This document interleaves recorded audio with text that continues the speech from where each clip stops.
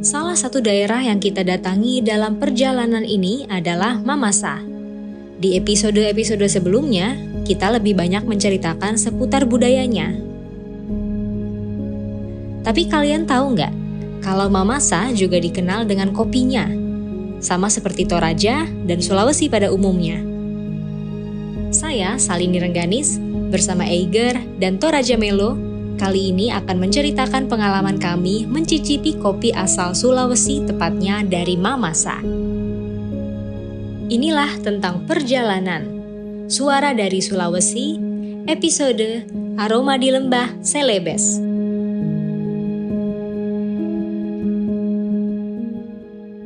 Tapi apa kalian tahu kalau kopi dari Sulawesi merupakan salah satu jenis kopi terbaik dari Indonesia?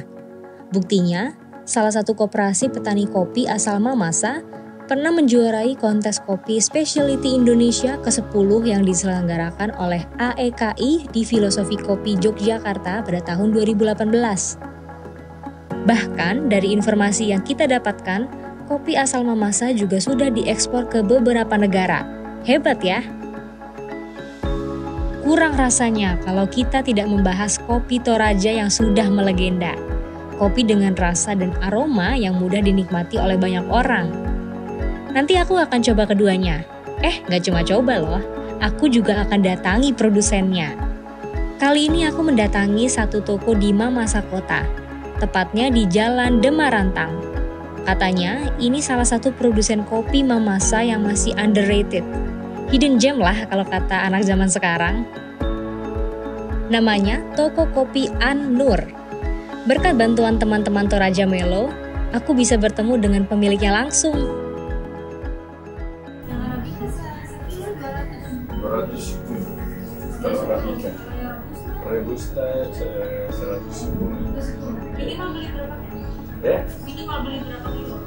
Ya, tidak menentu. Boleh saya hidup sedikit kok?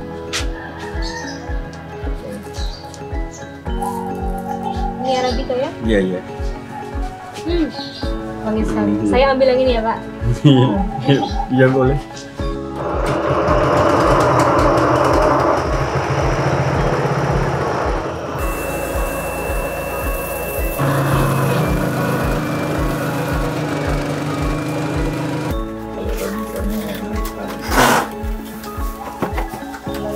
Itu lebih Ya, kuat. yang Robusta sering orang minum di sini tuh.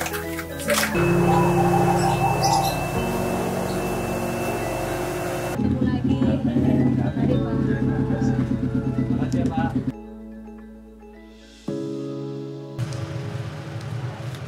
Kalau kata anak senja, minum kopi enaknya sambil lihat pemandangan. Ya enggak? Sulawesi, khususnya Mamasa, punya keduanya. Sepanjang perjalanan kami disuguhkan dengan pemandangan yang rasanya belum pernah kami lihat sebelumnya di daerah manapun. Pemandangan yang sungguh memanjakan mata dengan warna hijau mendominasi, kontur tanah yang unik ditambah dengan angin yang bertiup.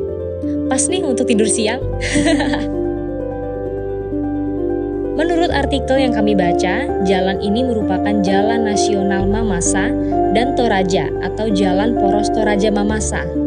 Proses pengerjaannya masih terus berlangsung sampai sekarang. Diketahui jarak dari Mamasa menuju perbatasan Tanah Toraja kurang lebih 60 km. Meskipun sepanjang jalan masih terlihat sangat hijau, kami kok khawatir ya kalau nanti pemandangan ini hilang dan berubah menjadi gedung-gedung tinggi. Sejak mempersiapkan perjalanan ini, kami punya satu permintaan kepada teman-teman Toraja Melo. Kami ingin sekali datang ke tempat ini, tempat yang biasanya kami lihat di Google.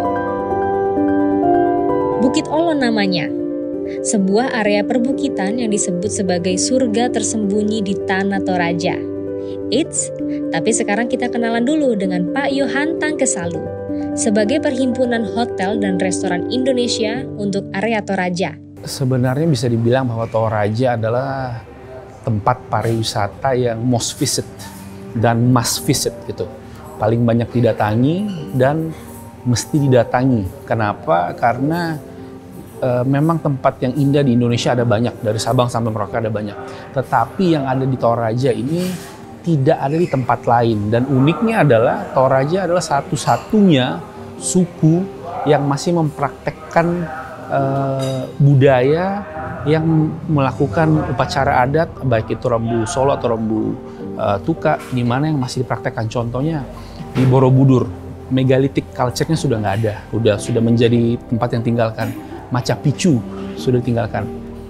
Ada yang mengatakan bahwa Toraja is the only living megalitic culture yang masih dikubur dalam batu, ya, masih budaya batu itu masih dipraktekkan.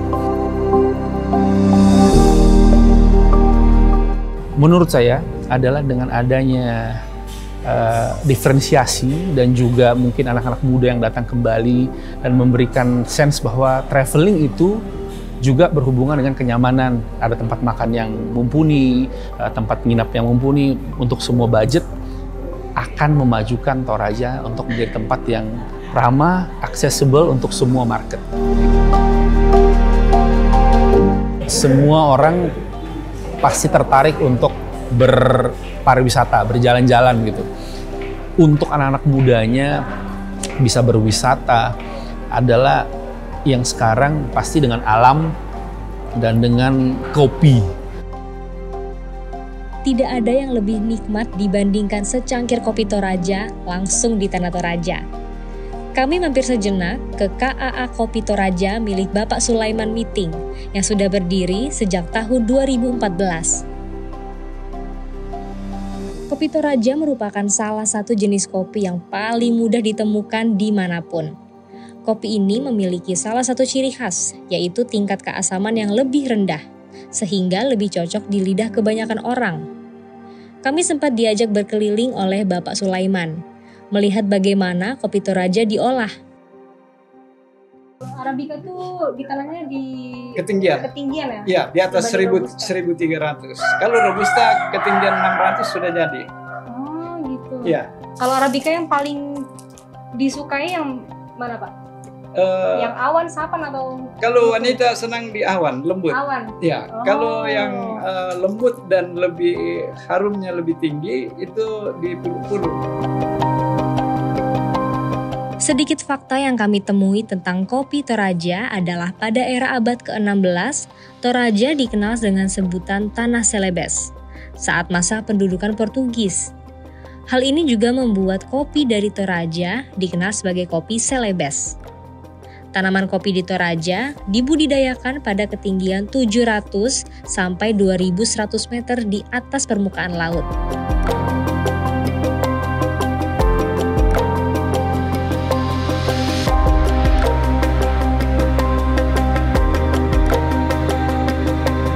Setelah tadi ceritanya sempat tertunda, ini dia Bukit Olon, yang dikenal juga sebagai Bukit Teletabis ala Toraja.